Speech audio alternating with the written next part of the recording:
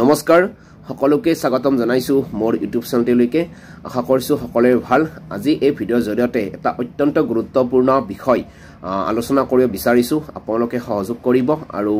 যিমান পাৰে হিমান শেয়াৰ কৰিবলৈ নাপাহৰিব যাতে প্ৰত্যেককে এই খবৰটো পাবলৈ সক্ষম হয় নিম্ন প্ৰাথমিক আৰু উচ্চ প্ৰাথমিকৰ যি আবেদন প্ৰক্ৰিয়া চলি আছে এই আবেদন প্ৰক্ৰিয়াত কাৰণে এটা আপোনালোকক অত্যন্ত গুৰুত্বপূৰ্ণ খবৰ বা বিষয় আলোচনা কৰিম এতিয়া কথাটো হল যি সকল প্ৰাৰ্থীৰ বেটাৰমেন্ট দি কিনে আবেদন কৰে বা মাৰ্ক ইনক্ৰিজ কৰি কিনে আবেদন কৰে বা বেটাৰমেন্টৰ মাৰ্কশিট দি কিনে আবেদন কৰে সেই সকল প্ৰাৰ্থীৰ কাৰণে এটো এটা বহুত বেছি ইম্পৰ্টেন্ট ভিডিঅ হয়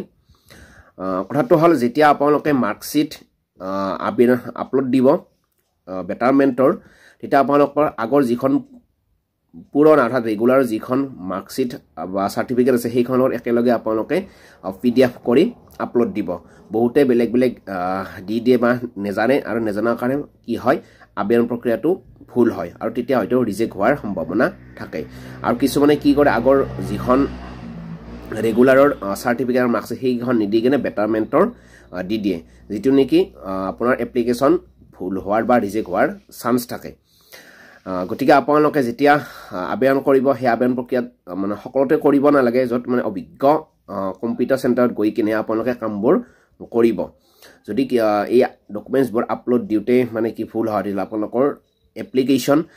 ৰিজেক্ট হোৱাৰ চান্স থাকে গতিকে যতে যতে আপোনালোকে নকৰিব কাৰণ এবাৰে কৰিব ভালদৰে যাতে আপোনালোকৰ ভুল নহয় ইয়াৰ আগতে তেনেকুৱা হৈছিল যে তেতিয়া বহুতৰ ৰিজেক্ট হৈছিল আৰু বেটাৰমেন্টৰ যিবিলাক মাৰ্কশিট বহুতবাৰ এক্সাম দিয়ে দিও যিখন সাৰ্টিফিকেট একেলগে মানে কি আগৰ যিখন ৰেগুলাৰৰ মাৰ্কশিট সাৰ্টিফিকেট বা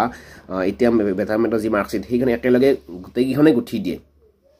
ধৰি লওক বেটাৰমেন্ট আপোনাৰ 3বাৰ মান এক্সাম দিছে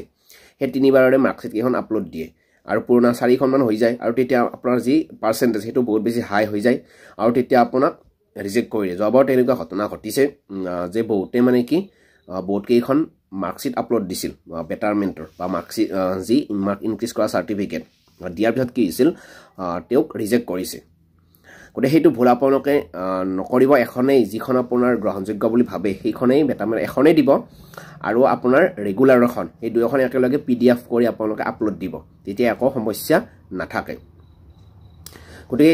এই বস্তুখিনি বহুত সাৱধান হ'ব লাগে যেহেতু বেটাৰমেন্ট দি কিনে বহুতে মাৰ্ক ইনক্ৰিজ কৰে গতিকে এই সকল প্ৰাৰ্থীৰ কাৰণে এইটো এটা বহুত বেছি ইম্পৰ্টেন্ট ভিডিঅ হয় কিয়নো যদি আপোনালোকে ভুল কৰে তেতিয়াহলে কিন্তু আপোনালোকৰ এপ্লিকেশন ৰিজেক্ট হ'ব আৰু তেতিয়া আপোনালোকে চাকৰিৰ পৰা বঞ্চিত হ'ব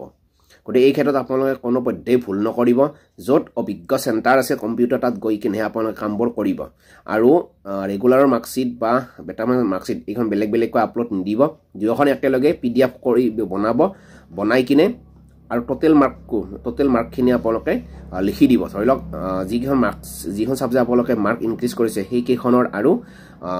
ৰেগুলাৰ যিখন ৰৈ যায় সেইখনৰ একেলগে লগ 5খন হ'ব লাগিব সেই 5খন যিখিনি মাৰ্ক আপোনালোকৰ কাউন্ট হয় সেইখিনি আপোনালোকে লিখি দিব আৰু কেতিয়াও বেলেগ বেলেগ সাবজেক্ট থকা বেটাৰমেন্টৰ মাৰ্কশিট আপলোড নিদিব তেতিয়া আপোনালোকৰ অটোমেটিক্যালি ৰিজেক্ট হৈ যাব গতিকে আৰু ইবাৰ এটা কথা মনত ৰাখিব আপোনালোকে যে যদি কাৰোবাৰ বেটাৰমেন্টৰ বেলেগ বেলেগ সাবজেক্ট আছে সেইখন আপোনালোকে কোনো পদ্ধতি নিদিব আপোনালোকৰ ৰেগুলাৰখনে দিব কাৰণ ইবাৰ যেহেতু একাডেমিক মাৰ্কবোৰ কম বা একাডেমিক মাৰ্ক বেছি ভ্যালু নাই ইবাৰ গতিকে আপোনালোকে সেই বেটাৰমেন্টৰ বেলেগ বেলেগ সাবজেক্টৰ মাৰ্কশিট আপলোড দি আপোনালোকৰ এপ্লিকেশন ৰিজেক্ট নকৰিব কাৰণ যদি আপোনালোকৰ ধৰি লওক কিছুমানৰ টেটত মাৰ্ক বহুত আছে একাডেমিক মাৰ্কটো নিদিলেও হয় তেনেকৈ যদি আপোনালোকে বেটাৰমেন্টৰ বেলেগ বেলেগ সাবজেক্টৰ মাৰ্কশিট আপলোড দি দিয়ে তেতিয়া আপোনালোকৰ হয়তো চাকৰিৰ পৰা আপোনালোক বঞ্চিত হ'বলগীয়া হ'ব পাৰে গতিকে আপোনালোকৰ যদি টেটত মাৰ্ক বেছি থাকে পৰাপক্ষে আপোনালোকৰ ৰেগুলাৰখনে দি দিলেও মানে কি কোনো কথা নাই যদি টেটত মাৰ্ক বেছি থাকে যে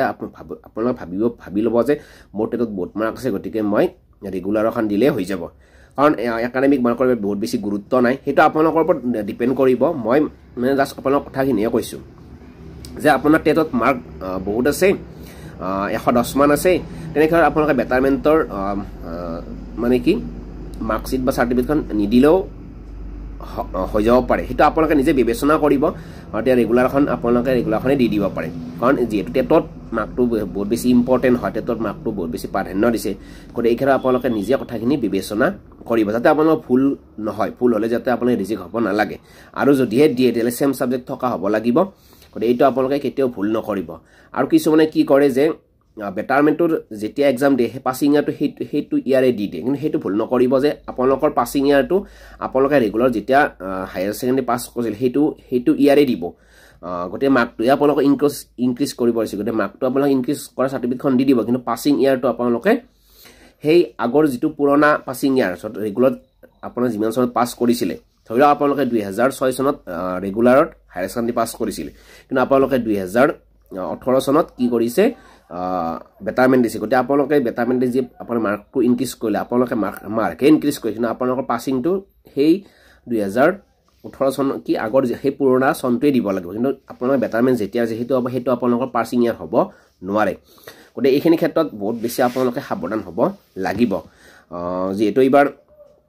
বেটাৰমেণ্টৰ ক্ষেত্ৰত অলপ ষ্ট্ৰিক্টলি মানে কিছুমান নীতি নিৰ্ধাৰণ কৰিছে এই ক্ষেত্ৰত আপোনালোকে সাৱধান হ'ব কাৰণ কিছুমান এনেকুৱা প্ৰাৰ্থী আছে কিছুমানৰ টেটত মাৰ্ক বহুত আছে কিন্তু তেওঁলোকে একাডেমিক মাৰ্কৰ কাৰণে পোৱা নাছিল আৰু সেইকাৰণে তেওঁলোকে বেটাৰমেণ্ট দিছিল মাৰ্ক ইনক্ৰিজ কৰিছিল তেনে ক্ষেত্ৰত এইবাৰ যদি আপুনি ভাবে যে মোৰ টেটত মাৰ্ক বহুত আছে গতিকে মই বেটাৰমেণ্টৰ মাৰ্কশ্বিটখন আপলোড নিদিওঁ বা নিদিলেও হ'ব সেইটো আপোনালোকৰ ব্যক্তিগত কথা সেইটো আপোনালোকে ভাবি ল'ব কাৰণ ভুল হ'লে কিন্তু আপোনালোকৰ ৰিজেক্ট হৈ যাব আৰু তেতিয়া আপোনালোকে বঞ্চিত হ'ব আৰু যোৱাবাৰ তেনেকুৱা হৈছিল যে মেৰিট লিষ্টত নাম আহিছিল কিন্তু শেষত তেওঁ ভেৰিফিকেশ্যন ৰিজেক্ট কৰিছিল কাৰণ তেওঁ মাৰ্কশ্বিট বহুতকেইখন আপলোড দিছিল আৰু দিয়াৰ কাৰণে তেওঁৰ পাৰ্চেণ্টেজটো বহুত হাই হৈ গৈছিল আৰু অৱশেষত তেওঁক ৰিজেক্ট কৰিছিল গতিকে এইটো কোনোপধ্যেই ভুল নকৰিব স্পেচিয়েলি বেটাৰমেণ্ট বা মাৰ্ক ইনক্ৰিজ কৰা যিসকল প্ৰাৰ্থী আছে এই ক্ষেত্ৰত আপোনালোক যথেষ্ট সাৱধান হ'ব অলপমান ভুল হ'লে আপোনালোকৰ যথেষ্ট মানে কি ক্ষতি হ'ব পাৰে স্পেচিয়েলি আপোনাৰ পাছিং ইয়াৰটো ভুল নকৰিব পাছিং ইয়াৰটো আপোনাৰ যেতিয়া প্ৰথমতে পাছ কৰে সেইটো পাছিং ইয়াৰে দিব আপোনালোকে বেটাৰমেণ্টটো যেতিয়া পাছ কৰিছে সেইটো পাছিং ইয়াৰ হ'ব নোৱাৰে গতিকে এই ক্ষেত্ৰত আপোনালোকে সাৱধান হ'ব আৰু এইখিনি ইনফৰমেশ্যন দিলোঁ আৰু পৰৱৰ্তী পৰ্যায়ত এনেকুৱা ধৰণৰ ইনফৰমেশ্যন পাবলৈ মোৰ চেনেল ছাবস্ক্ৰাইব কৰি থৈ দিব আৰু যিমান পাৰে সিমান শ্বেয়াৰ কৰিব গতিকে ভুল নকৰিব আৰু ভিডিঅ'টো কেনে পালে কমেণ্ট কৰিবলৈ নাপাহৰিব এইখিনিয়ে ধন্যবাদ জয় অসম।